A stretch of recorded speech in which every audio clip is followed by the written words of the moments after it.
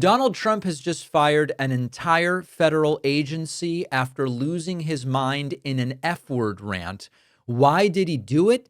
Because they were supposed to review his tacky, gaudy, classless White House makeover, which of course is a destruction project as much as it is a construction project. We've got the leaked details of this profanity-laced meltdown that started the entire thing, what reportedly happened behind closed doors, and we're going to hear from journalist Michael Wolff here in a moment. Trump sitting in a meeting about his massive ballroom project, and engineers explained to him, after all that stuff we said about it's not going to really disturb the existing structure, it's going to take a lot longer. The quickest way to get this done is tear down the East Wing. Trump's concern wasn't history. It wasn't doing it in an appropriate manner for the historical nature of the building. It wasn't preserving the people's house. It was hiding the demolition at night. And that is reportedly what got Donald Trump so fired up that he started with the expletives. Take a listen to this. What are you hearing? Well, I did hear something, and I was recount someone who was privy to the room in which, so he has this idea. He's going to do this ballroom. It's going to be called, by the way, and I don't know if this is official, but certainly within the White House, this has been official that this will be called the Trump Ballroom. Right. But of course, and of course, it outweighs the size of everything else. It muscles everything else. Yeah, no, I mean, it's a kind of backdoor to how you call it the Trump White House, which might be a bridge too far, but the Trump Ballroom is going to be very much a real thing. So anyway, and of course that he got into this by saying the White House itself would not be touched. It's just going to be an add-on. And then of course the White House was really touched with the wrecking ball. And so when they came to him, the building, the contracting team, the engineering team, they came, they had a meeting, and they said, listen, it really would be much cheaper and faster just to tear down the East Wing. And he said, this was given to me as a quote, he said, fuck, but can we do the demolition at night? Wow. So so the idea would be Washington would wake up and the East Wing would have evaporated. Yeah, I mean, and the thing, that's a real estate developer trick. Once what you tear down, you cannot build back. So it's a fait accompli. Right. Once it's demolished, it's gone. What a world. What a world in which we find ourselves. The president of the United States wanted the country to wake up to a Washington, D.C. with the East Wing just gone, evaporated.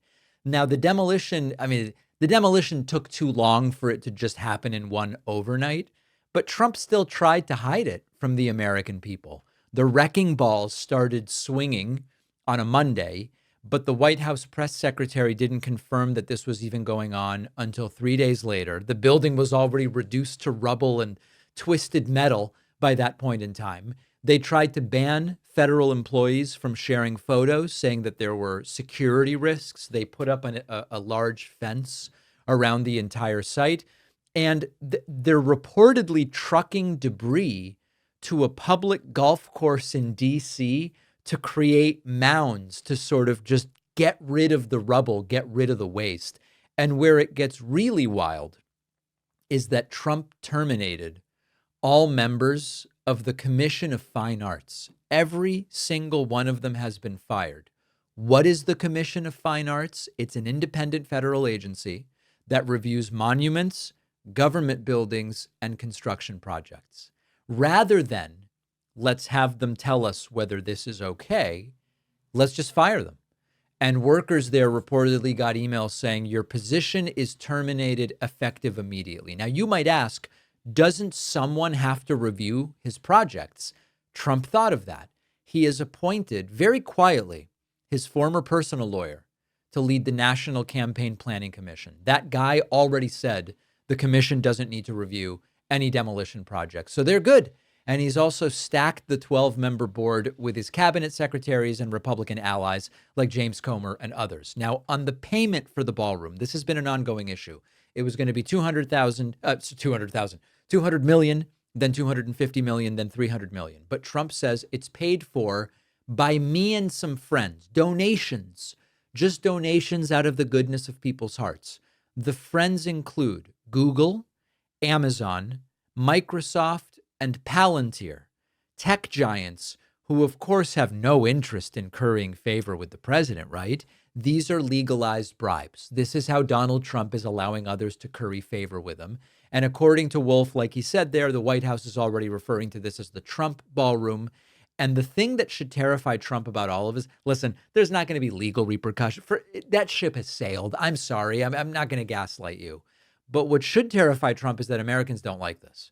There's a new poll that shows that 61%, more than 6 out of 10, almost 2/3 of Americans disapprove of the ballroom plan. Only 25% support it. You don't get to those numbers unless a bunch of Republicans are also unhappy. For the East Wing demolition specifically, 57% are against, 26% in favor. So this is really not just a ballroom.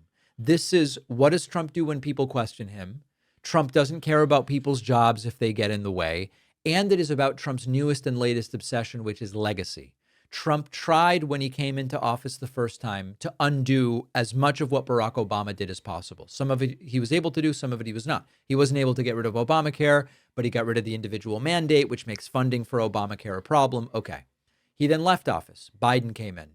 Trump comes in. He again tries to undo as much as possible of what Joe Biden did. Some via executive order, some he's trying to do legislatively, although not having a whole bunch of success.